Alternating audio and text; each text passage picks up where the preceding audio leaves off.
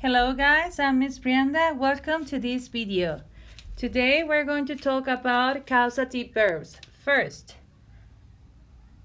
what are causative verbs? Okay, causative verbs indicate that someone causes someone else to do something.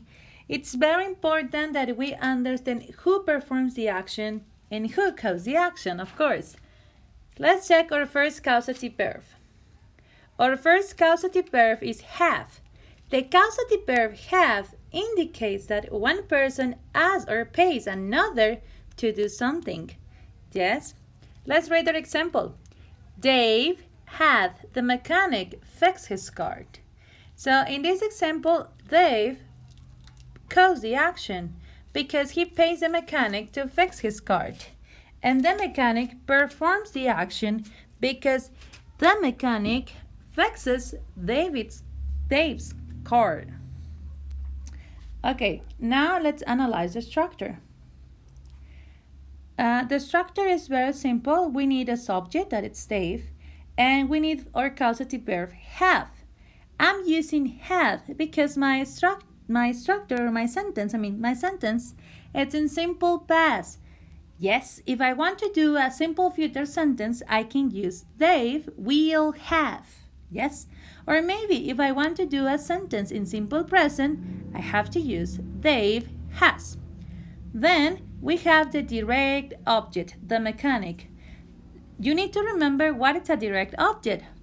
Do you remember?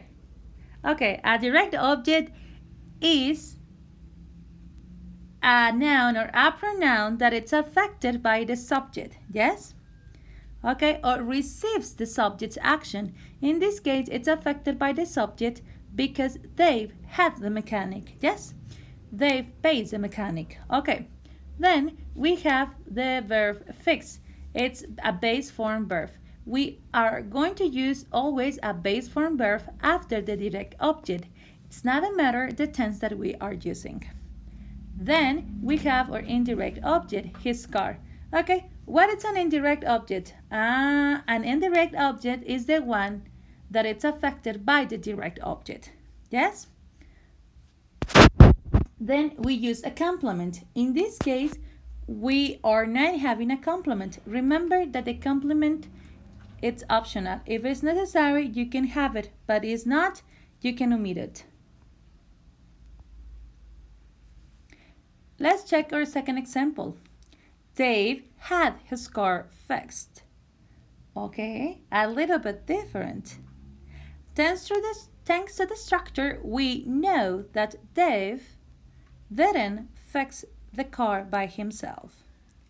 Yes, in this example, an unnamed person does the action. Yes, we have the subject, have, plus the causative verb, have, yes, plus our indirect object, plus PP verb, plus complement. Please don't forget to use a PP verb after the indirect object, yes? Now, let's check our second causative verb. In this case is get. The causative verb get usually means to persuade someone to do something. Example, Jerry got his cousin to cut his hair. Okay, so Jerry persuades his cousin. Yes? Jerry performs the action or Jerry causes the action? Very good.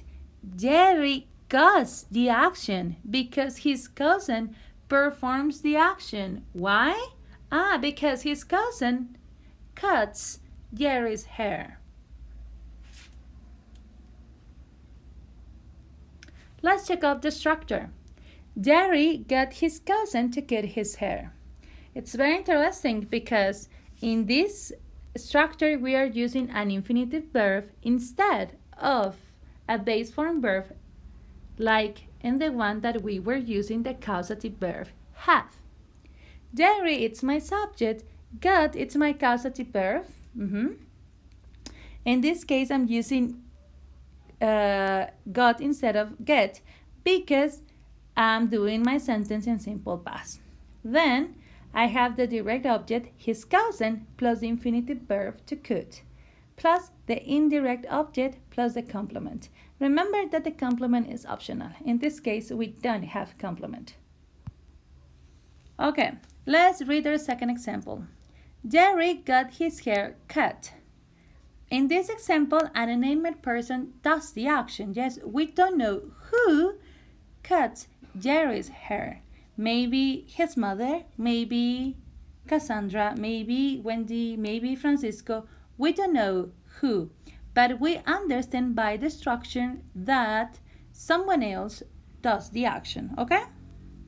Let's read the structure. Jerry is the subject, then we have our causative verb get plus the indirect object plus the PP verb plus the complement. Okay? Please, guys, you need to remember that we use an infinitive verb with the causative verb get, and we use a base form verb with the causative verb have. Okay, so it's all about causative verbs. Yes, in this video we have only the causative verb have and get. In our next video we are going to use the causative verb make and let. Thank you, have a nice day. See you then.